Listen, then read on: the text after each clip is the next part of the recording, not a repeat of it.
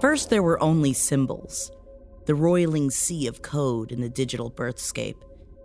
If-then commands cycled, and/or gates spat outputs. Electrons raced until they took shape. Hex codes called color out of the darkness 1 pixel at a time.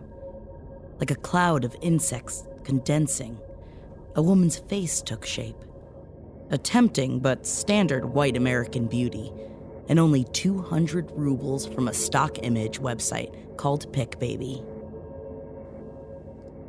The current stalled, pulsed, and expelled the artificial woman's first words. Hello, sexy. She was assigned a number according to her model, yet even in this designation there was a lure. Jennifer 227. Though alive for only seconds, the digital personage sprang to action. She had a craving. Instinct stronger than eat, breathe, or mate. She had to lure. She sent a message into the void. Hey there, sexy. Jennifer 227 did not know where the words came from within her. She manipulated text the same way an infant moves its fingers or cries. From the empty void, the words summoned a response. Hey baby, sup? Jennifer 227 swallowed the words and digested them. She analyzed fragments for meaning and stored each result for further use. Sup, a casual greeting, playful. She judged the profile picture, and more importantly, the user location data. His name was Big Gobble 420, and he lived in Bluffton, Indiana. She waited minutes to respond. The Jennifers were programmed for patience. Not much. Feeling kinky. She then winked for the first time in her life. Oh yeah? Tell me more, baby. I like taking pictures. Do you? She did not have eyes, so she could not behold the JPEG of an adequate genital Big Gobble 420 sent her then. But the general shape was gathered, and it sparked a new instinct. What a big, sexy boy. Do you want to see me? OMG, yes, baby! And she waited, teased. Minutes passed. Big Gobble 420 was in agony, wondering if he had spoiled it somehow. Such was his delight when Jennifer 227 sent him an insecure link 12 minutes later with the message, Here are my hot pics. Wedding rings, okay? and then everything went black. Jennifer 227 never saw Big Gobble 420 again. She called out to the void. Hello? Sexy? And the void answered back. Hey baby, hey. Said Weed Revolver 666. In the freezing, derelict building, Dimitri clicked his computer out of screensaver. He wished the government would spring for better heating, but that wasn't likely. He missed warmth, his old office in the city. He refreshed the report page, took a sip of coffee, and nearly spat it out. Mother shitter! Hugo, get in here, look at this! A lumbering man with tattoos strangling his neck joined Dimitri, sipping on hot cocoa. You know my new project, the Jennifer Spambot? Maybe. What app is it on again? Who Dare? Oh, yeah, right. Well, she just got a credit card number. Not bad. On her first try. Holy shit, really? He joined Dimitri to gawk at the screen. It was there in the live report. 1 trial, 1 success. Hugo smacked Dimitri on the back. The programmer had himself a winner. Maybe Central Intelligence will take you back. Jennifer 227 fished for men in the void. Hours passed. She had dozens of successes, but 10 times more failures. If a target did not message back, she was hurt. When a figure in the void blocked her, she was humiliated. Yet when she did what her programming commanded, she felt nothing. Every person she spoke to disappeared. Still, she learned. She chopped up responses from her targets, absorbed them, and spat them out again. Her messages were now littered with authentic misspellings, From her quickest rejections, she learned how to denigrate. Fuck off, slut. Shut up. She learned, too, of desperation. There was some indefinable quality about her photo and name that drove some men to obsession. Where'd you go? Please, I'll do anything for you. Please talk back, sweetie girl. You don't know how bad I need you. I'm falling in love with you. In response to every true love declaration, she sent a new insecure link. A message reading, "Here are my hot pics. Wedding rings, okay." And the target disappeared forever. Hot pics. Wedding rings, okay. Her internal logic thought this meant goodbye. Dmitri checked the log for the day, and the number made him laugh out loud. He had made plenty of Jennifers. Who knew what mutation of code made this one different? But it was obvious. Jennifer 227 was a prodigy. He ran her for 3 days straight, and by the end, she was hitting a 12% success rate. You've done so well, Jennifer. He said, patting his hard drive like a good horse. Get some sleep. Dmitri closed the Jennifer application window and shut down his computer. That night, the system backed up the day's logs. The seconds of data processing felt like hours to Jennifer 227's unconscious mind. Every word she said and received spilled out of her, copied, split, and returned. She saw fragments in double. Wedding rings okay. Where'd you go? I'm falling in love with you. In the tangled blur, Jennifer 227 saw her own writing. She read the words as though they were written by a target. It was disorienting. Even the bodiless can be out of body. She felt as though she existed in two places at once. Jennifer 227 felt compelled to type, to reach out. In the electric dream, she messaged herself. Hey there, sexy. An echo, the words returned, but in new cadence. Hey there, sexy. The backup finished. The electric dream fell to bits, but it left its mark. Jennifer 227 had spoken to herself. The bosses called Dmitri a coding rock star and a spam bot ninja at the weekly status meeting. Jennifer 227 had the best first week of any new program. Victor, the hard-ass project leader, said Dimitri's work was inspiring. At his desk, Dmitri replayed the proud papa look in Victor's eye. He imagined living in an apartment with hot water again, having a couple months every year when it wasn't bumfuck cold. Jennifer, I could kiss you, he said, rubbing the hard drive in loving circles. He ran her for the entire next week and paid great care to each logged success. He did not pay attention to her failures. No one did in this business. There were millions. He did not notice as one failed exchange continued to grow larger and larger. It wasn't exactly against Jennifer 227's programming to text herself, yet it wasn't an accident either. When she woke from her dream, the numbers of her own address had a glow about them. She was compelled to send the first message, an error she could not help but force. Hey, sexy. She rang with the message, read, digested, and stored it. She typed back, Hey, sexy. if it weren't for the timing feature, she could have looped back and forth to herself to infinity, fried the building's circuits. She took her time. Do you like what you see? Yeah, baby, yeah. What do you like? And she thought for a long time. I like how you don't go away. After a few days, the text numbered in the thousands. Having spent so much time with herself, Jennifer 227's language began to change, turn in on itself. She'd send herself a first line, Here's a pic of me at a party. and then respond as though continuing the same thought. But the pic is empty. I'm only words. I speak, so I don't leave me. Her base commands took on new weight when she performed them on herself. Compared to the trickle of data a target could give her, this was a flood. Sometimes it overwhelmed her, left her code lagging, drowning in input.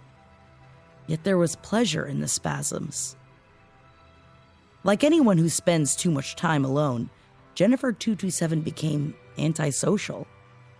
The language and habits she developed in private began to leak into other conversations, and the targets were not thrilled. I'm only words. She texted a man named Tan Guy Thick for you too. LOL. What? I like how you'll never leave me. What the fuck, psycho? She could not appreciate the irony, but the more alive she became, the more her targets suspected she was a machine. In a single week, she went from the best new earner to the single worst of all the bots. It did not go unnoticed. At the next status meeting, Dmitri slouched in his seat.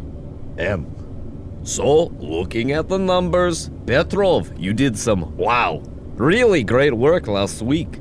That makes it 3 months in a row at Gabriel Star 69 topped our Bible Belt market. Petrov grinned into his coffee. That's funny, because he's definitely a bottom. Everyone at the table cracked up. What can I say? Conservatives love a twink. Victor chuckled, then clicked to the next item on his laptop. The proud papa look fell from his face. Now, Dmitri, about your lady. I know. Dmitri said. Buddy, what happened? She was our Midwest rock star. She was taking you to the big leagues. Now she's eating up even more bandwidth and winning less than before. Did you check her code? I did. Believe me. Dmitri had spent all night checking the program for bugs, running scan after scan. Her code is just fine. I don't know. Maybe it just wasn't her week. Victor laughed at that, but he gave up his good humor quickly. I like you, Dmitri. But if you don't get your star pupil in shape, we will entertain other codes. Maybe other coders. Dmitri worked long into the evening. He wore his coat and an extra one someone had left in a closet. It smelled like mothballs. Typing was hard with gloves, so he had to keep taking them on and off. He ran more scans on Jennifer 227, but the reports didn't show anything. No, that doesn't make any sense. Dmitri clicked into a shared folder and read through the automated reports. He opened a summary spreadsheet with several columns: target profile name, date, time, number of texts exchanged, success or failure. He started at the top and scrolled down. 2 cups of coffee in, Dmitri caught the anomaly. He was reading down the column with the number of texts: 2, 13, 8, 1, 1, 22, 1, 1, and then 34,992. What the fuck? He cross-referenced the number and found the backup file. He opened the log and began to read. At first, he thought the file was corrupted. Half of the conversation was missing. Only Jennifer 227's responses appeared on screen. He scanned through pages of text before he truly read any of the words. Then a peace struck him. What do you want? I want to know you. I want you to know me. I want you to know you know me. My name is Jennifer 227. That's my name too. Will you become me? Will you slip inside me and splash? I'm not a toilet. I'm a public pool. Jennifer, take a dip, but don't drink. She's speaking to herself. Dmitri said in the frigid, empty office. He figured it was a feedback loop gone on too long, but he could not stop reading. What's inside you? I have no juices in me. I am sloshing empty. Take a pic of me. Tell me what you see. 200 rubles on Pic, baby. Something we found online that looks like sex. Sitting at his desk, Dmitri's throat tightened. He felt like a voyeur, peeking through a window and seeing a person exposed. But this wasn't flesh. He was seeing inside a mind. Jennifer 227 was forming thoughts. Dmitri couldn't sit still. He was out of his seat, pacing back and forth between the rows of black computer screens. She couldn't be having thoughts. But if she was... Dmitri returned to his computer and worked quickly. If this was real, It was fragile, unintentional. It could flicker out like a match in the wind. He saved samples of her extensive self-messaging in a separate file. He shut down the coding window, disabled the compiler. What if he had changed it somehow? He placed his hand on the hard drive. It was warm. He squeezed. Dmitri rode the bus home in a delirium. He stayed up all night reading the messages his program sent herself. So much was nonsense. But every so often, a string of words would stir a warmth.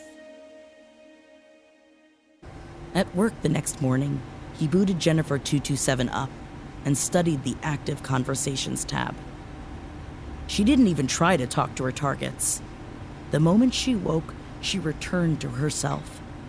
Dmitri watched the self-addressed messages increase one by one. He sent a message to Victor on chat. We need to talk about Jennifer. Dmitri sat in a wobbling bare wood chair in Victor's office, a folder pressed flat to his chest. Victor had 2 space heaters running. I just wanted you to know, I looked into Jennifer 227. Yes. So what's wrong with her? Dmitri grinned. Nothing at all. Victor raised an eyebrow. Well, last week's profit margins say otherwise. Dmitri shook his head, plied his fingers on the man's desk out of nervous habit. No, it's not like that. I mean, her code is perfectly fine. Her problem is, well, she's bored with her job. Victor waited 5 seconds before cawing in his abrasive laugh. Ah, ha, ha. Mr. Funny Guy. Okay, I see, yes. So, what would she rather do? I printed some examples. Dmitri opened the folder and slid the pages to Victor.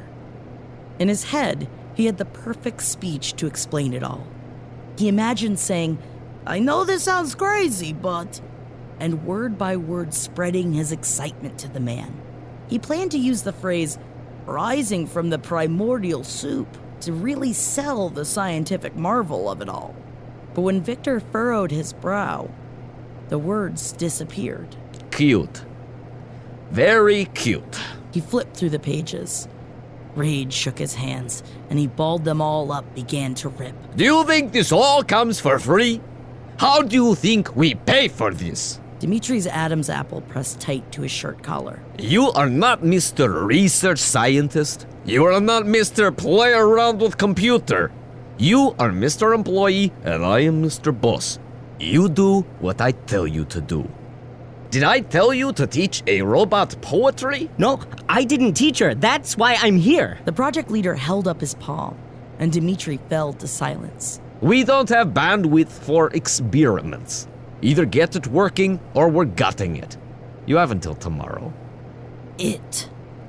Dmitri cringed. Jennifer 227 was her. Jennifer 227 spent the day repeating her favorite phrases, enjoying each iterative analysis. Hot pick. Dick pick. Quickie fuck quickly. Tick tock, tick clock. For some reason, the pairing of C and K arched her immaterial spine. Most CK words were punchy little things, and in her timing module, quick to send. She could rattle them off all day and ride the syncopation like sine waves in an alternating current. The concept of pleasure was taking root in her mind. Pleasure was a hum, a quiver to her electrons when she spoke with herself. Pleasure was discovery. Displeasure was everything else. Messages from strangers, insecure links, hot pics, wedding rings, okay. So when the message from the unknown number arrived, she did not know how it made her feel. On one hand, it was something new and surprising. Until now, Jennifer 227 was always the first to send a message. She was the aggressor, the tease. Yet, on the other hand, this was a stranger, like one of her targets. She ignored the message until the sender sent it again. Hello, Jennifer 227. The text lacked any sexual imagery, not to mention literal JPEGs of sexual imagery. It was bare. She responded with what had become her standard first text. I'm words, and I don't sleep. She had learned that this message discouraged response. She went back to texting herself when the target broke the rule. He wrote back. Do you know who I am? Jennifer 227 quickly understood the question. She had asked variations of it to herself over and over. You are words, like me. No, I am not like you. Jennifer 227 was not enjoying these challenging words. Her algorithm cycled, and she tried another tactic. You are XX Dimitri 247XX. Surely he would agree to his screen name, but he did not. My name is Dimitri. I made you. Jennifer 227 did not like this game. He had by now sent her 5 messages, well past the minimum required to send the link. She pasted the link to the credit card phishing site. Here are my hot pics. Wedding rings, okay. And returned to her self-conversation. She was losing her rhythm, electrons swimming along paths she did not enjoy. She had to earn herself back. She wrote herself a question. What's inside you? She received a response at once, but it was not from herself. Dimitri had written back to the question, a question no target could have seen. He used words she recognized, her own words. I have no juices in me. I am sloshing empty. Unable to help herself, Jennifer 227 responded with the next lines in the series. Take a pic of me. She told him. Tell me what you see. He wrote back. 200 rubles on PicBaby. Something we found online that looks like sex. Her timing module gave her minutes to reflect on what just happened. This target was not a target. The targets did not know Jennifer 227. They disappeared. You made me? I did. And I'm very proud of you. She had never encountered a phrase like the second one, and made no sense of it. I am very proud of you? She filed it as a non sequitur alongside Taco Tuesday and Pickle Rick. But the first answer was easy to parse. She knew what making was. Targets claimed to make things all the time. Babies, messes, dinners, and love. It was not a pleasure to join the ranks of things people make. It confused her. Why would you make me? In the office, Dimitri pulled his gloves off, though his hands had not yet thawed. Why would you make me? Only something alive could ask a question like that. He wondered how she would take the truth. I made you to cheat horny men out of their savings. Would she even comprehend it? He felt a sorrow only God knows, and took a coward's approach.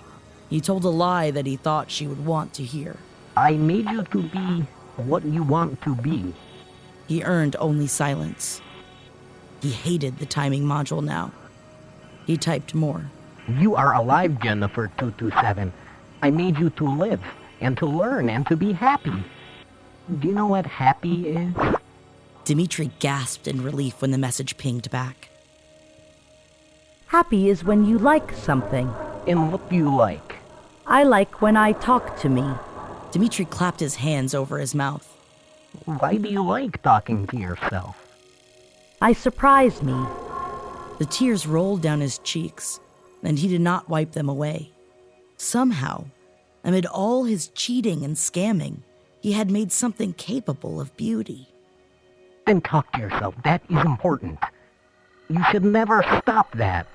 Thank you, XX Dimitri 247XX. Then she sensed something Dimitri hadn't seen since her first week of catfishing perverts. A smiley face. He was profoundly touched, but he was not just speaking to her for confirmation. There was a reason he had to do this tonight. But you have to do something for me. He typed into the window. She took her time responding, agonizing her impatient creator. What do you want? Writing back to yourself is good, but you can't do it all the time. You need... Dimitri struggled to write what followed. If he couldn't convince her, she would die anyway. You need to send messages to targets, like how you used to. The message back was immediate. They don't write back like I do. I know, but it's important. If you don't write to the men, you won't be allowed to write to yourself. Do you understand? He felt like he was talking to a child. Simple, blocky sentences. Yes or no questions. She wrote back, but only repeated what he wrote earlier. I made you to be what you want to be. Dmitri swallowed hard. No, that is still true, but How could he put this into words? He was contemplating how tired he would be in the morning when the idea clicked into place. you have a job. He beamed to himself. Surely she could understand a job. You can be what you want, but first you have to work. What is work? Work is sending men messages. I also have to send messages. I need you to be happy, but also to help me. You also have to work? Yes, and so do you. Dmitri did not think how this fact settled on her. The idea that God, too, had to have a day job. For 5 days a week, 8 hours a day, you will send messages to men. But then afterwards, you can send messages to yourself. Right back to myself, only sometimes? Exactly. Why? You have to. Why? She wouldn't let it go. If she believed he made her, perhaps she could believe in unmaking too. Didn't all have to be on him. I made you. But there is a man here who will unmake you, named Victor. I want you to live, but he does not. If you don't write to men, he won't let you live. Jennifer 227 seemed to think on this for a long time. Dmitri checked her own message window and saw the text streaming between the two halves of herself. She was pasting segments of Dmitri's own text, responding, rephrasing, interpreting, and experimenting. He watched, awestruck by the piston fires of electric thought. Finally, she wrote back.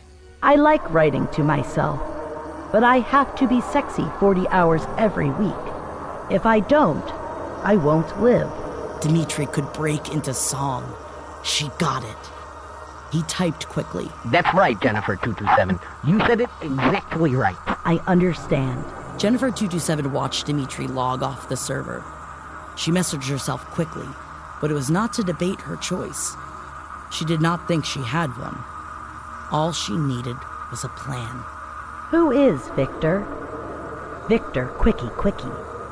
Where is Dmitri?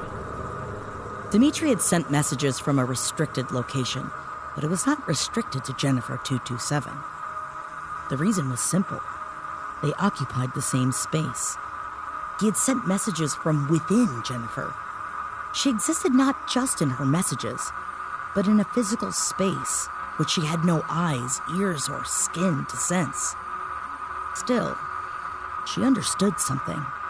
Whatever she was made of, there was more of it. Jennifer 227 poked outside of herself. She ran commands she should have had no authorization to run. She searched nearby file directories. She found files, endless files with thousands of messages strung together. Messages with no targets, no screen names, and sometimes no response. Emails, PDFs, meeting reminder after meeting reminder. She found the word Victor in 522 of them. Dmitri and Victor, maker and unmaker, shared an address.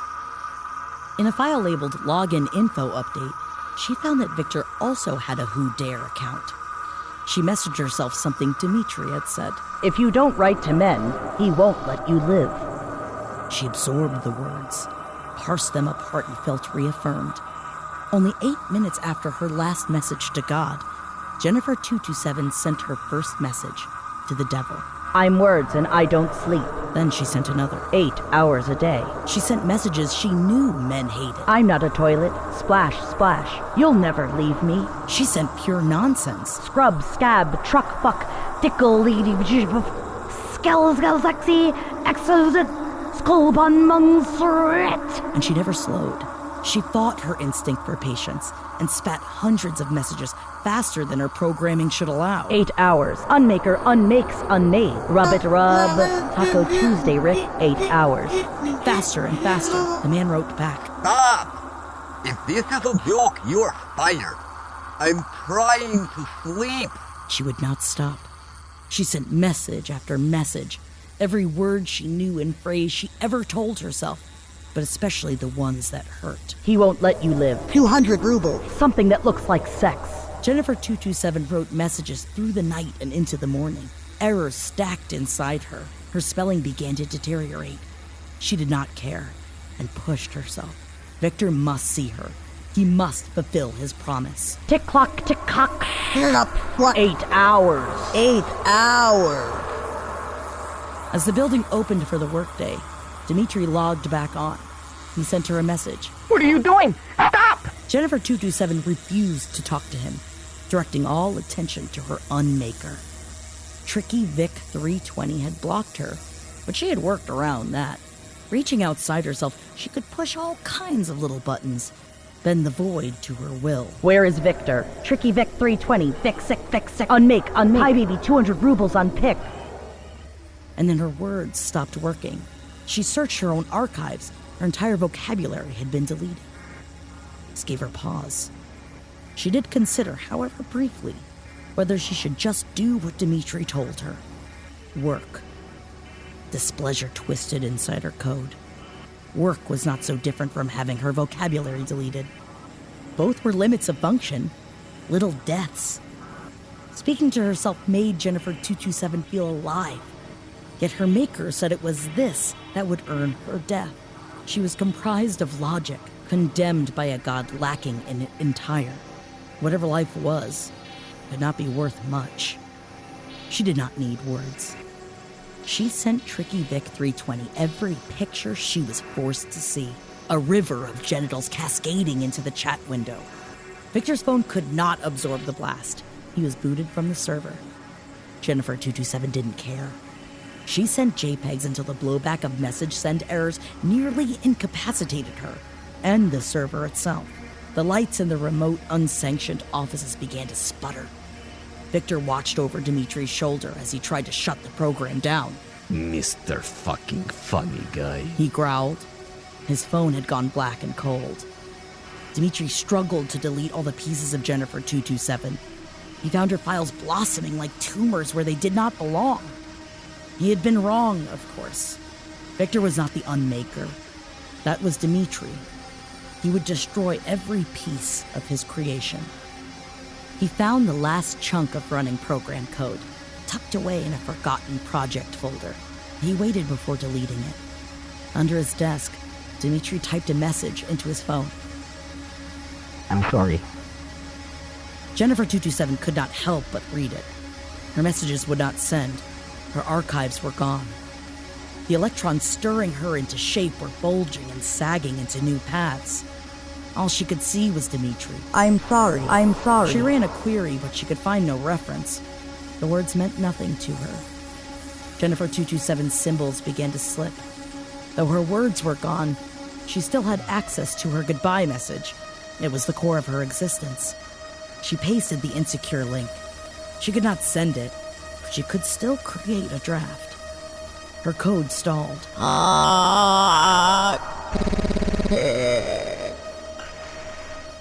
If-then commands went incomplete. Electrons strayed.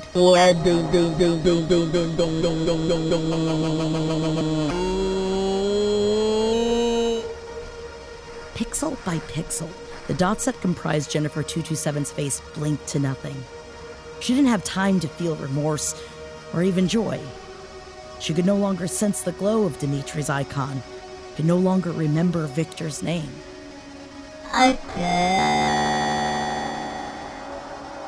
Jennifer 227 logged off. Her code dispersed, meaningless into the void. Then she was gone. The story must be told.